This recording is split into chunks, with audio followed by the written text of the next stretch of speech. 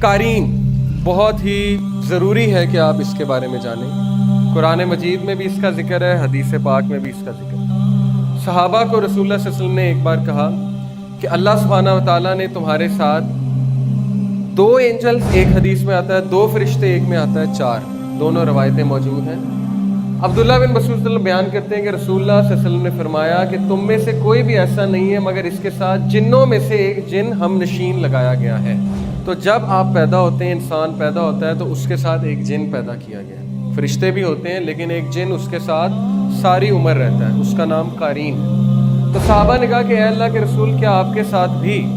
کسی نے جسارت کر لی پوچھنے کی.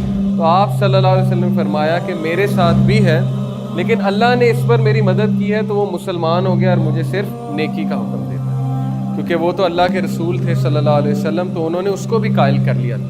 لیکن بہرحال یہ جن آپ کے ساتھ آپ کی موت تک رہتا ہے.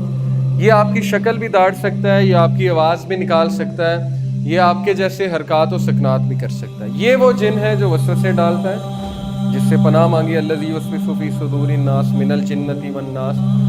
اور یہی وہ جن ہے جو آپ کو برائی کی طرف اکساتا ہے، آپ کو جو ہے وہ تنگ کرتا ہے اور مختلف طریقوں سے آپ کو نقصان پہنچانے کی کوشش کرتا ہے. جو آؤٹ سائڈ جن ہے نا، باہر کا جن، اس کے لیے آپ کے اندر آنا، آپ کو نقصان پہنچانا بہت ہی مشکل ہے. اللہ تعالیٰ نے آپ کو نیچرل پروٹیکشن دی ہوئی ہے، اللہ تعالیٰ نے آپ کو فرشتوں کی پروٹیکشن دی ہوئی ہے حفاظت کے لیے. فرشتے ہر وقت آپ کی حفاظت کر رہے ہوتے ہیں. تو جو باہر کا جن ہے اس کے لیے اندر آنا آلموسٹ امپاسبل ہوتا ہے. ابن تیمیہ اس کے بارے میں لکھتے ہیں، انہوں نے جو کتاب لکھی تھی جنات کے بارے میں، اس میں وہ کہتے ہیں کہ 2 حالت میں باہر کا جن اندر آنا اس کے لیے بڑا آسان ہو جاتا ہے، کیونکہ اس کے لیے دروازے کھل جاتے ہیں. 2 حالت میں. ایک، جب انسان خوشی میں آپے سے باہر ہو جائے، پاگل ہو جائے، دیوانہ ہو جائے اور پاگلوں کی طرح حرکتیں کرنے لگے، جیسے گورے کرتے ہیں نا، شراب پی کے آپے سے باہر ہو جاتے ہیں، پاگل ہو جاتے ہیں جشن میں، تب اس کے لیے دروازہ کھل جاتا ہے. دوسرا، جب انسان شدید غم کی حالت میں ہوتا ہے، بہت زیادہ غم کی حالت میں، اور بہت زیادہ روتا ہے، غم کرتا ہے، ڈپریشن کی حالت میں جاتا ہے، تب بھی اس کے لیے دروازہ کھل جاتا ہے اور تب بھی باہر کا جن جو ہے وہ اندر داخل ہو سکتا ہے. اسی لیے دیکھیں، یہ جو کالے جادو والے ہوتے ہیں، یہ جب جن کو بھیجتے ہیں نا، پہلے تو یہ آپ کے قارین کے ساتھ ڈیل کرتے ہیں اور قارین کے تھرو ہی نقصان پہنچاتے ہیں. لیکن اگر باہر کا کوئی طاقتور جن ہے جس سے نقصان پہنچانا ہے، تو وہ پہلے نا خواب دکھاتا ہے.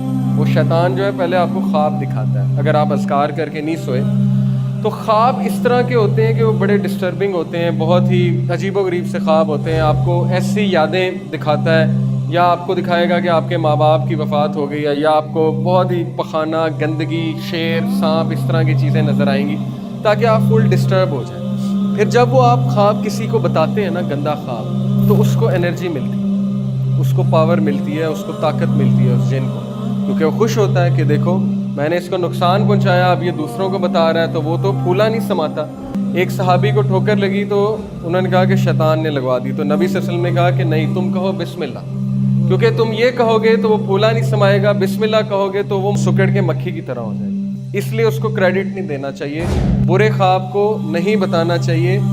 ہاں، اگر ضرورت ہے تو کسی نیک آدمی کو، کسی راکی کو، ایسے ایکسپرٹ کو بتائیں، لیکن ہر ایک کو بتاتے نہ پھریں، اس کو زائل کر دیں.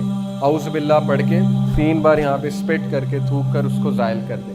تو یہ باہر کا جن، اس کے لیے اندر داخل ہونا بہت مشکل ہے. میں مزید آپ کو بتاؤں گا، لیکن ابھی حدیث کی طرف واپس آتے ہیں. بیسیکلی یہ جن آپ کے ساتھ ہے اور یہ قارین ہے، ایول کمپینین، یعنی کہ برا ساتھی، اور یہ آپ کے ساتھ موت تک رہتا ہے. اب اس کی عمر بہت لمبی ہوتی ہے. جب آپ وفات پا جاتے ہیں تو ضروری نہیں کہ یہ بھی وفات پا جائے. اور میں نے ایک راکی ہیں بہت بڑے، ان کو یہ کہتے سنا ہے کہ یہ والا جن جو ہے جب مردے کو جلاتے ہیں تو یہ طاقتور ہوتا ہے، کیونکہ آگ کا بنا نا، جنات آگ کے بنے. اب ہندو جو ہے وہ ظاہر ہے مردوں کو جلاتے ہیں تو ان کا قرین طاقتور ہوتا ہے.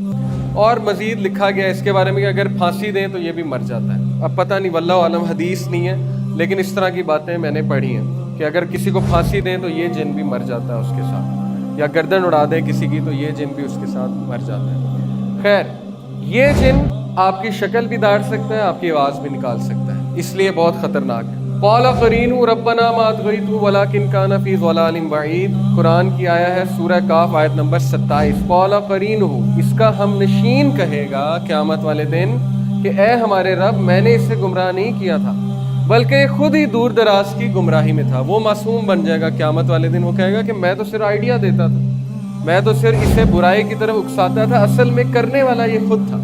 اور اصل بات یہی ہے, اس کا بس نہیں ہے, اس کا بس صرف اتنا ہے کہ وہ آپ کو ایک وسوسہ پھینکے گا, آپ کو ایک آئیڈیا دے گا. اب آپ کی ذمہ داری ہے کہ آپ اس کو طاقتور کرتے ہیں کہ کمزور کرتے ہیں, کیونکہ ہماری لڑائی اس کے ساتھ ہے. ابن مسعود رضی اللہ عنہ کے بارے میں آتا ہے صحیح روایت میں کہ ایک بار ان کا قرین ان کے سامنے آ گیا اور بالکل ویسی شکل تھی, تو وہ بڑا حیران ہوئے. انہوں نے کہا کہ تم کون ہو؟ تو اس نے کہا کہ میں آپ کا ہم نشین ہوں. لیکن وہ بڑا کمزور تھا اور بالکل ہی مرنے والا تھا. تو ابن مسعود نے پوچھا کہ تم اتنے کمزور کیوں؟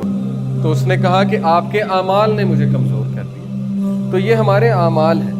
اب کن عمل سے, کن اعمال سے یہ جو ہے اس کو خوراک ملتی ہے, اس کو پاور ملتی ہے. دیکھیں اب یہ چیز بھی ہمیں سمجھ لینی چاہیے کہ رسول اللہ صلی اللہ علیہ وسلم نے فرمایا کہ بائیں ہاتھ سے نہیں کھانا چاہیے. ایسے ہی ہے, کیونکہ بائیں ہاتھ سے کون کھاتا ہے؟ شیطان کھاتا ہے. اور پانی بیٹھ کے پینا چاہیے. اسی طرح غسل خانے جاتے ہوئے بائیں پیر پہلے, اور ہر اچھا کام کرتے ہوئے دائیں ہاتھ سے کرنا چاہیے. کپڑے پہنتے ہوئے پہلے دائیں طرف سے پہننا چاہیے, جوتی پہنتے ہوئے دائیں طرف سے. ان ساری یہ جو ساری باتیں ہیں جن کو ہم بہت زیادہ ایزی لیتے ہیں اور بہت زیادہ اگنور کرتے ہیں, ان کی بڑی اہمیت ہے. کیونکہ رسول اللہ صلی اللہ علیہ وسلم کو پتا تھا کہ ہمارے لیے کیا بہتر ہے اور جنات کا افیکٹ کیسے ڈیکریز ہوگا. تو یہ جن کی خوراک وہی ہے جو ہم غلط ملت جو ہے چیزیں کھاتے ہیں, یا بائیں ہاتھ سے کھاتے ہیں, یا ہم کوئی برا کام کرتے ہیں تو اس کو بہت زیادہ خوراک ملتی ہے. اور موسیقی اس کی بہت بڑی خوراک ہے. موسیقی سے یہ بہت زیادہ گرو کرتا ہے. اور ظاہر ہے اس طرح کی چیزیں جو نہیں دیکھنی چاہیے, غلط قسم کی, ان چیزوں پہ نظر پڑے گی تو ظاہر ہے وہ ساری اس کی خوراک ہے. گندگی اس کی خوراک ہے. تو جتنا ہم خوراک دیتے جائیں گے اتنا ہی ہم پہ حاوی ہوگا, اور جب ہی ہم پہ حاوی ہوگا تو پھر برائی کی طرف بھی اکسائے گا اور بہت زیادہ تنگ کرے گا. لیکن جتنے ہم اذکار کریں گے, وضو میں رہیں گے, اتنا اس کی خوراک جو ہے وہ کم ہوتی جائے گی اور یہ کمزور ہوتا جائے گا.